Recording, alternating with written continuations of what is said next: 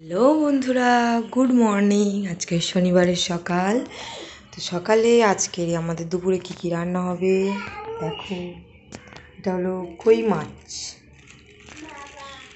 শাশুড়ি নিয়ে এসছে বাজার থেকে, যে কই মাছ। আর যে ডাঁটা নিয়ে এসছে, এটা মুড়ি। আর এই যে মুদিখানা বাজার করে এনেছে।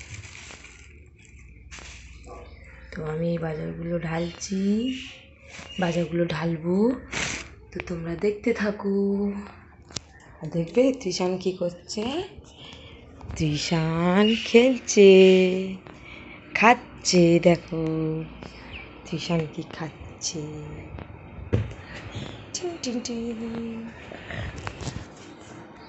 আর তোমরা সবাই দেখতে থাকো। ও কি কি বাজার করে নিয়ে এসছে।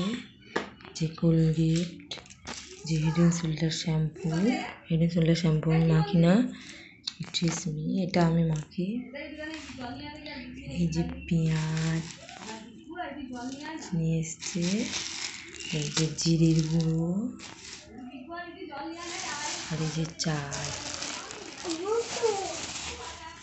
চাল আর এই যে পেঁয়াজ। হ্যালো বন্ধুরা, আজ দুপুরের মেনু দেখো, ভাত, ডিম ভাজা।